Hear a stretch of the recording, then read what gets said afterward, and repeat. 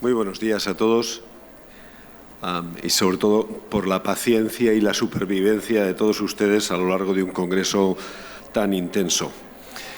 Me viene muy bien hablar detrás de un maestro como el doctor Santiago Palacios, con el que ustedes ya han visto que yo he publicado algunas cosas y hemos trabajado juntos en diferentes investigaciones, porque una gran parte de lo que yo voy a decir es tratar de desarrollar algunas de las cosas que le he ido contando, sobre todo desde el punto de vista de los aspectos infecciosos, que es la parte que me han dicho a mí que haga frente. La virtualidad de hablar de infección urogenital me suponía la duda de si tenía que abordar las infecciones de transmisión sexual, si tenía que abordar virus del papiloma, sífilis, gonococia y todas estas cuestiones. Y debatiendo con el comité científico me dijeron que le diera un aspecto, que tratara de darle los aspectos más novedosos posibles para determinar, digamos, al margen, las cuestiones más clásicamente históricas alrededor de las infecciones de transmisión sexual. Y por eso yo he pensado que como introducción general habría que ir un poco más allá de las vaginitis tradicionales, fundamentalmente porque es un estado inflamatorio, como ustedes ven en la diapositiva, regional, que tiene que ver en su origen con la mucosa vaginal y que hay que diferenciar claramente de otras dermopatías y que puede estar relacionado con microorganismos, pero también, como les ha mostrado el profesor Palacios, con aspectos tróficos. Fíjense que todavía hoy se duda en la literatura científica internacional de si debemos ligar siempre las infecciones urogenitales y sobre todo las vaginitis a aspectos relacionados con la conducta sexual, sobre todo por el condicionamiento psicológico que eso puede tener para nuestras pacientes. Vean ustedes que el tema de debate todavía es si la patogénesis, por ejemplo, de la vaginosis bacteriana realmente implica siempre una transmisión sexual. Y yo voy a tratar de introducirles a lo largo del día de hoy alguna duda metódica para que al final, con la prudencia, que es la base del ejercicio de la medicina, tengan posibilidades de estudiar todas esas situaciones que, por ejemplo, dañan la anatomía o la fisiología femenina. Algunas son infecciosas y otras no, pero lo que está claro es que gran parte de todas ellas van a depender de un adecuado equilibrio de lo que hoy conocemos como microbiota. Antiguamente se le llamaba flora vaginal. Hoy sabemos que la inmensa mayoría de los gérmenes que hay en la vagina no pertenecen al reino vegetal, pertenecen al reino animal, y por eso hablamos de microbiota, sobre todo porque decir fauna vaginal hubiera hecho pensar a algunos si las chicas tenían en las vaginas, yo que sé, jabalíes o corzos, ¿verdad? Por eso hablamos de microbiota, que es mucho más dúctil y mucho más respetuoso. Hay un montón de factores predisponentes y si ustedes revisan la lista de arriba abajo, se darán cuenta que muchas de sus pacientes tienen lamentablemente para ellas, o afortunadamente en el caso del parto y la lactancia, algunos de esos factores predisponentes que pueden provocar alteraciones en los microorganismos de la microbiota vaginal y predisponer a la aparición de una vaginitis. Y sin embargo, solo el 20% de las pacientes consultan, por ejemplo, por atrofia vaginal. Esta es la tesis que defendía hace un momento Santiago Palacios. ¿Por qué hay que esperar a que la paciente haga una consulta si yo sé lo que le va a venir? El síndrome genitourinario de la menopausia es de aparición prácticamente universal. No así la sintomatología vasomotora de la transición menopáusica, que solo afecta poco más o menos al 80%, mitad y mitad con gran pérdida de calidad de vida, la otra mitad con menos pérdida de calidad de vida. Pero fíjense que en cuanto a la atrofia vaginal, solo el 25% consulta por ese tema. Y aquí es mandatoria la seguridad. Traigo a Gwyneth Paltrow a la palestra porque le he declarado la guerra, porque desde hace mucho tiempo ella se ha ocupado de solucionar trastornos ginecológicos que me parece a mí que debieran etiquetarse más en la consulta ginecológica. Fíjense lo que dice: te sientas en una especie de minitrono, que puede venderles ella misma, y una combinación de infrarrojos y vapor de Artemisa limpia tu útero. En realidad confunde vulva, vagina, introito, útero, lo confunde un poco todo, pero bueno, tampoco le vamos a pedir demasiados conocimientos anatómicos. Y dice, es una liberación energética, no solo una ducha de vapor que equilibra los niveles hormonales femeninos. Y por supuesto, al margen te puede vender velas que tienen aroma vaginal a Gwyneth Paltrow. Está en las redes sociales. ¿Y qué hay desde el punto de vista científico sobre las duchas vaginales? Me pregunto yo, porque Gwyneth Paltrow tiene muchísima más penetración en las redes sociales que las que yo puedo tener. Y no voy mal, ¿eh? Tengo una página web que tiene 12.800.000 visitas, que no está mal, pero Gwyneth Paltrow me gana por goleada. Pues miren, respecto de las duchas vaginales, la literatura científica internacional y la mejor evidencia dice, de acuerdo con los estándares de los americanos en la FDA, que es una fuente de absorción somática del difenilftalato, que es un producto junto con el monoetilftalato que tiene implicaciones que pueden ser incluso de origen de determinadas neoplasias. Esto a través de las duchas vaginales. Por lo tanto, fuera del contexto de determinadas cuestiones puramente ginecológicas en el manejo de determinadas vaginitis, las duchas vaginales deben ser siempre contraindicadas. Otro de los aspectos que profundizaba el doctor Palacios antes, sobre la osmolaridad. Pues miren, cuando revisamos desde un punto de vista estrictamente científico todos los lubricantes y los hidratantes, les recuerdo, lubricantes para el sexo, hidratantes para la salud vaginal, no hay que confundirlos, ¿verdad? Aquí tienen ustedes las características que la OMS y toda la evidencia científica recomiendan para todos esos productos. Como les decía el doctor Palacios, una osmolaridad de 200 a 600 miliosmoles por kilo, pero además con un pH de entre 3.5 y 5. Algunos que han estado en alguna de las 4 conferencias anteriores que yo he dado en este congreso ya me han oído hablar sobre el pH vaginal y su importancia. Pero fíjense que todos esos productos deben estar absolutamente libres de parabenos, de clorexidina, de policuartenium. Vale, pues vamos a revisar lo que hay en el comercio y nos damos cuenta que todos los que tienen ustedes enmarcados tienen una osmolaridad absolutamente insalubre para la vagina, porque rebasa con mucho el límite superior ideal de 300, a pesar de que el límite ideal era 170. ¿Y qué hay del pH vaginal? Bueno, esto es ya, ¿cómo les voy a decir yo? No sé, absolutamente demente, porque gran parte de los lubricantes y los hidratantes tienen un pH de por encima de 4,6 o algunos incluso por debajo de 3,5, que no sé qué es mejor. Si que me den un pH alcalino que va a favorecer el crecimiento de candidiasis o un pH tan profundamente ácido como para que vaya incluso a matar la microbiota. Y estos son productos para la higiene vaginal.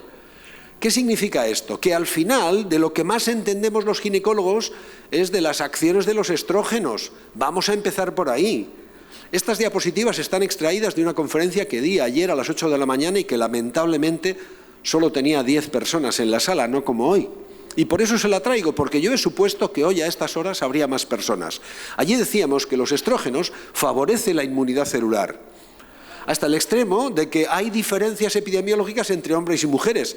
Los hombres tienen peor pronóstico, peor tasa de mortalidad, más ingresos en UBI, más necesidad de ventilación mecánica en cuanto a casos de COVID. Esas diferencias de género tienen que ver con la inmunidad.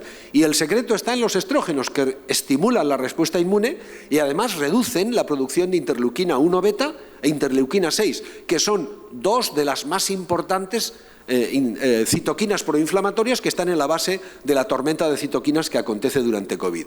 Por si fuera poco, ustedes saben que las acciones no genómicas de los estrógenos provocan vasodilatación a través de la expresión de la óxido nítrico sintetasa, y esto es algo que favorece también la respuesta inmune.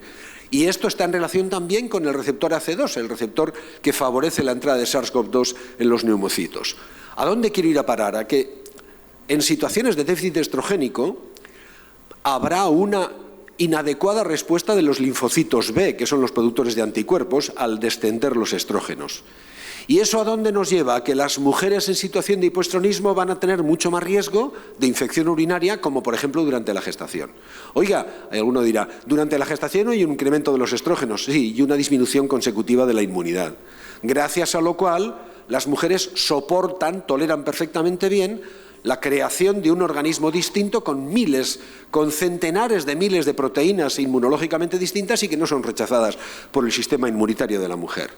Pues miren, cuando revisamos los antimicrobianos y el embarazo, les quiero recordar que hay diferentes categorías para poder administrar no ya antimicrobianos, sino fármacos. Parece que yo les insulte cuando les recuerde esto, pero recuerden que la categoría A, de acuerdo con la normativa de la Administración Americana para el Control de los Alimentos y de las Medicinas, nos dice que un fármaco es perfectamente seguro y que no tiene ninguna restricción durante el embarazo. La categoría B nos dice que es seguro, pero en animales, y que se puede aceptar su uso durante el embarazo si las ventajas son superiores a los riesgos. La categoría C ya empezamos con algún problema porque se han comprobado en diferentes especies animales que hay embriotoxicidad y que, por tanto, el beneficio terapéutico tiene que estar eventualmente aconsejado si es superior al eventual riesgo teratógeno que pueden tener.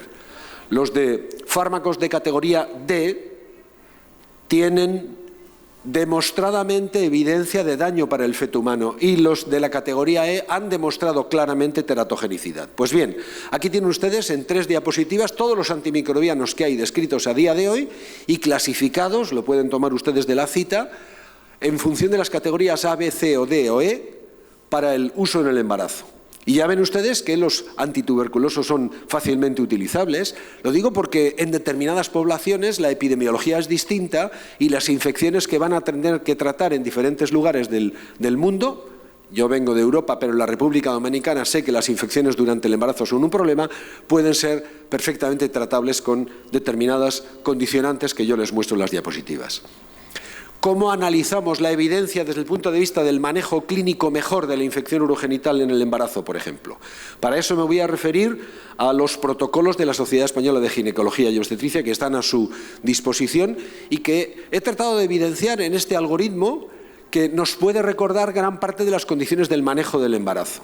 Es obligado a hacer un urocultivo con una adecuada recogida en el principio del embarazo. Si este es negativo, pues no hay por qué hacer cultivos posteriores. Siempre que haya sido realizado, insisto, 2 condiciones. Primero, recogida adecuada, primera hora de la mañana, orina de la mitad del flujo urinario, además con perfecto aislamiento de los gérmenes de los labios, separándolos con 2 dedos para la recogida, etcétera, etcétera. Si no hay clínica posterior, con un urocultivo negativo en el principio del embarazo nos puede servir.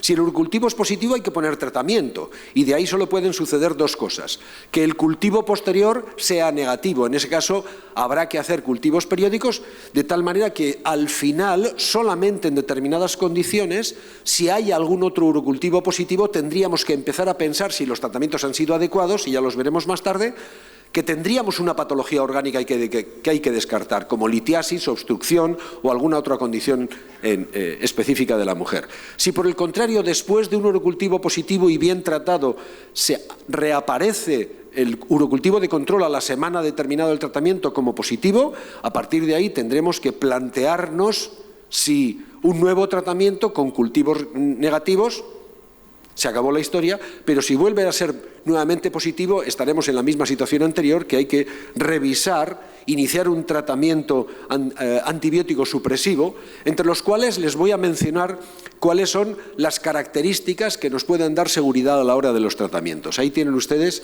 la sensibilidad, especificidad, el valor predictivo positivo y negativo de cada uno de los métodos que tenemos para la evaluación de las infecciones urinarias durante el embarazo. Recuerden que el 70 u 80% de las oportunidades estarán mediadas por Escherichia coli, que es un contaminante habitual. Y de ahí, precisamente por las acciones fisiopatológicas de Escherichia coli, que el arándano rojo americano, no otros arándanos rojos americanos que son ricos en proantocianidinas, son aquellas sustancias que en el arándano rojo americano inhiben la acción del antígeno flagelar H, que es con el que se ancla Escherichia coli a la mucosa vaginal. Por lo tanto, es un factor químico-mecánico, podríamos decir, el de la protección de los arándanos rojos americanos. Pues bien, ¿cómo trataríamos la bacteriuria asintomática?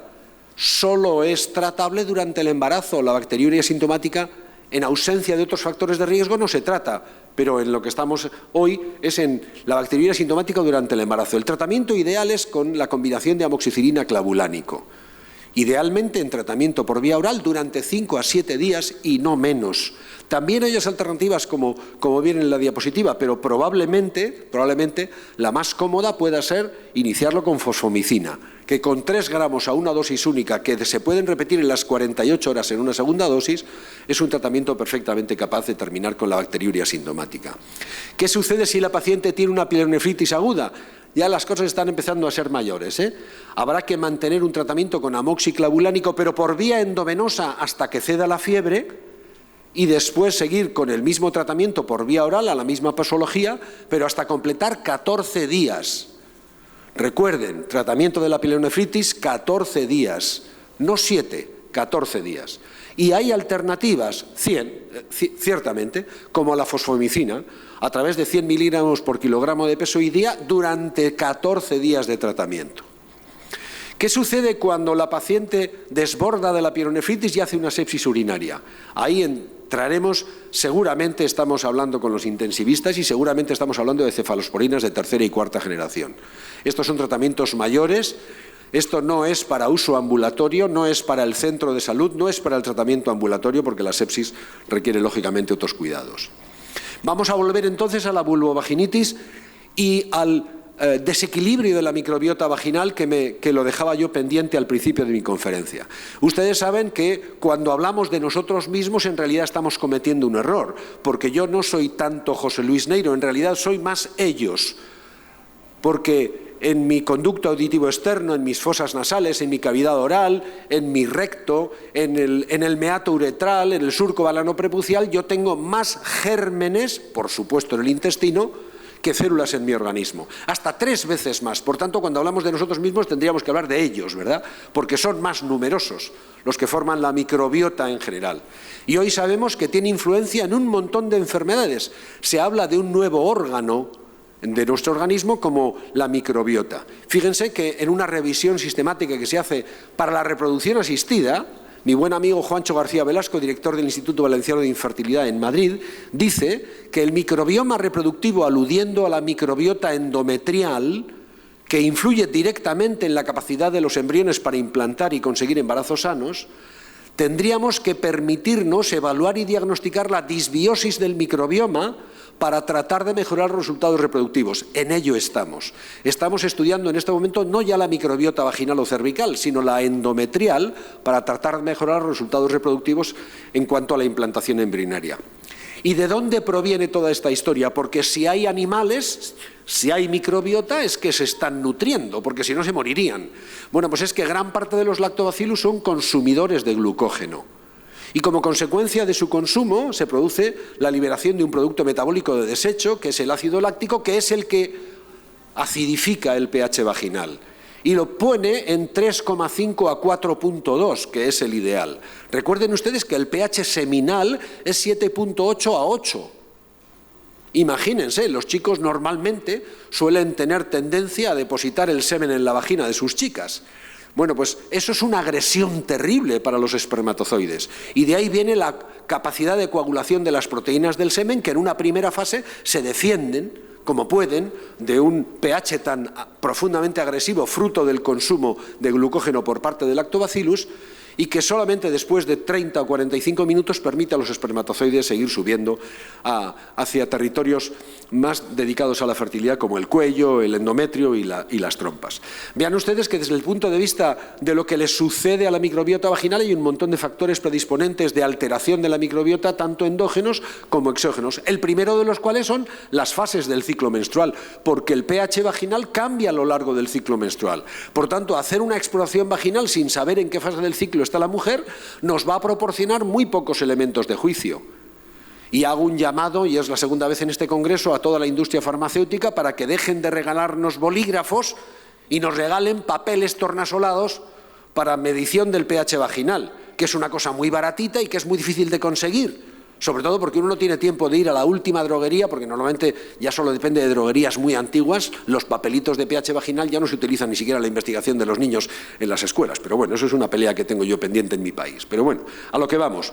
Los cambios de pH a lo largo del ciclo tienen que ver con la diferente impregnación estrogénica que hay en la vagina y en el cuello. Y esto supone también cambios en la microbiota. Vean ustedes, estas son pacientes perfectamente asintomáticas, a las cuales se les han hecho cultivos vaginales, pero con técnicas de investigación que no están a nuestra disposición desde el punto de vista clínico, y ya ven ustedes que la microbiota cambia tanto en la participante A como en la participante B, y permite incluso el crecimiento de Gardnerella vaginalis, gérmenes gram negativos, durante diferentes fases del ciclo, normalmente relacionados con la regla, que para una señora son de 1 o 2 días y para la otra ya ven ustedes de 8 o 9 días. ¿Qué quiere esto decir?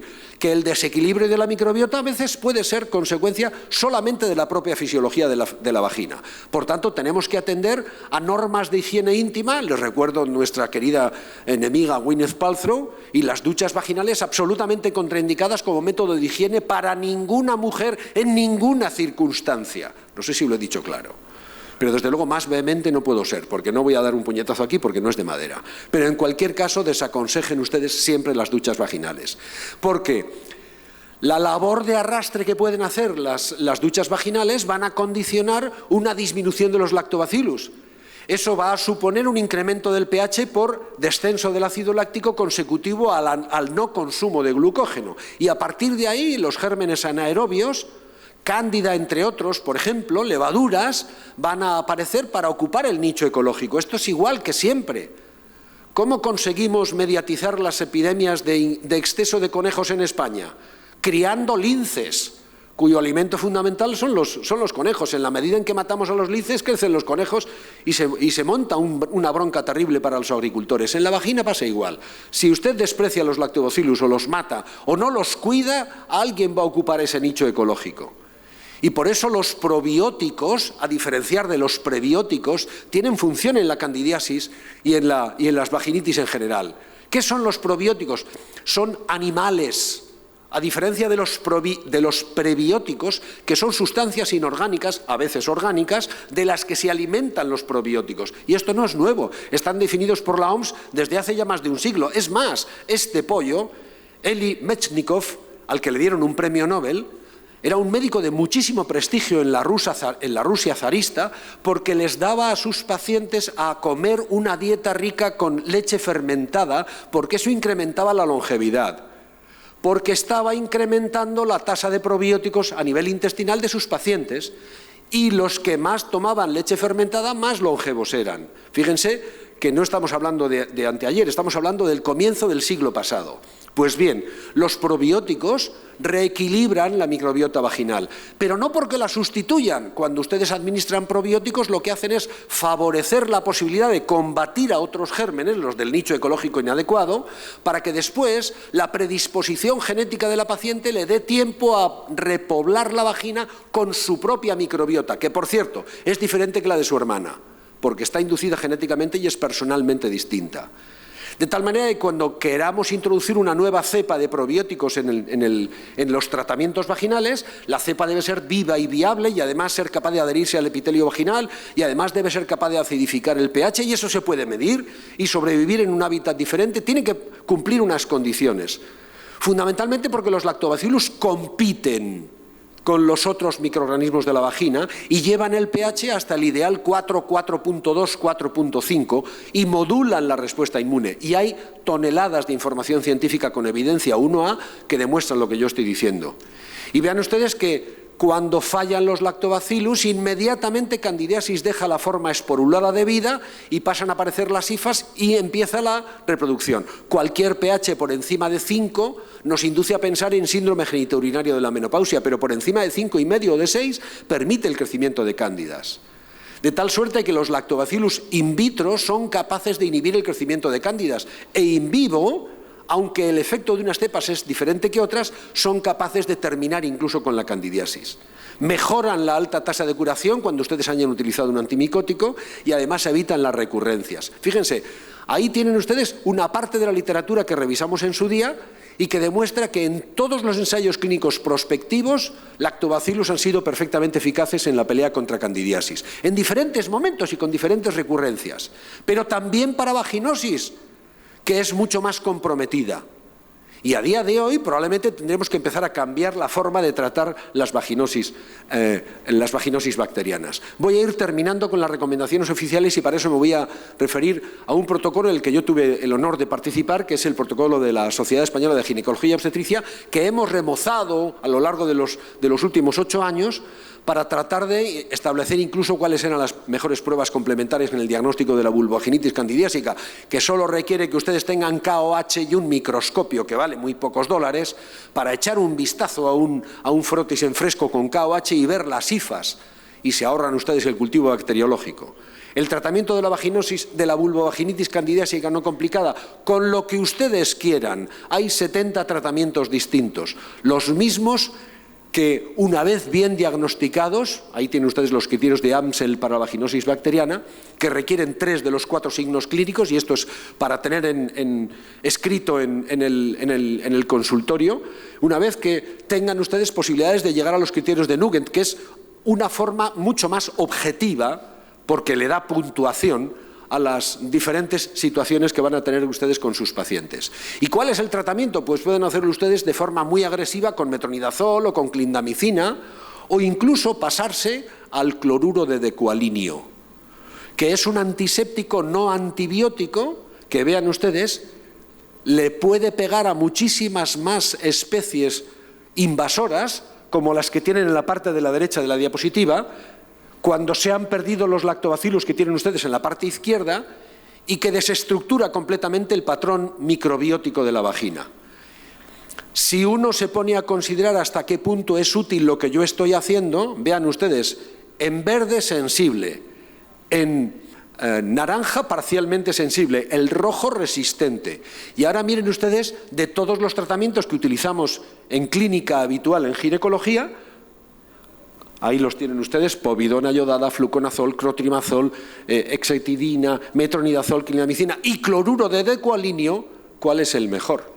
Probablemente tendremos que empezar a cambiar un poco la tesitura de nuestros tratamientos, porque con 6 óvulos en 6 días de cloruro de decualinio tienen ustedes tratamiento para cualquier forma de vaginitis, que deberán completar después con un tratamiento suplementario con probióticos. Siempre después de terminado el tratamiento, repoblar la microbiota vaginal, si no están llamados a repetir los errores. ¿Cuáles? Se los pongo como conclusiones. Diagnosticar de oídas. ¿Qué me has dicho que te pasa? ¿De qué color es tu flujo? Va, pues eso va a ser... No, pase, dígame cuando ha tenido la regla, prepáreme el pH vaginal, prepáreme el frotis fresco con KOH. Diagnosticar solo por el aspecto del flujo no está mal, tener un pH vaginal, pero no solo. Tratamientos no específicos, no reponer la microbiota. El máximo error que podemos cometer en el tratamiento de la infección urovaginal. Termino. La vaginosis bacteriana, recuerden, es la causa más común. Puede ser asintomática ya hoy, pero dentro de 15 días la presencia de esa Gardnerella vaginalis, que no debiera estar sino sojuzgada por lactobacillus, va a empezar a producir patología. El cloruro de decualinio es una perfecta alternativa y tiene un mecanismo de acción múltiple, con lo cual, no siendo inferior al antibiótico y no alterando la microbiota sana, probablemente puede ser una perfecta alternativa, sobre todo para tratar un aspecto de la mujer que no es grave, que no le lleva a cuidados intensivos, pero que altera mucho la calidad de vida. Y me quiero despedir de ustedes agradeciendo al doctor Jorge Barjas y a toda la comisión directiva y a la Sociedad Dominicana que me ha traído hasta aquí invitado, con un cuadro que no ha salido nunca de Europa, que no ha salido nunca de Leipzig, y que es el de las 7 edades de la mujer. Seguramente 7 edades que dependen para su cuidado de la prevención que es inherente al espíritu génico de los ginecólogos. Nada más, muchas gracias por su atención y permítanme que les recuerde el regalo que les había hecho en otras oportunidades de cursar con nosotros la maestría de climaterio y menopausia con becas docentes si me escriben a mi atención. Muchísimas gracias.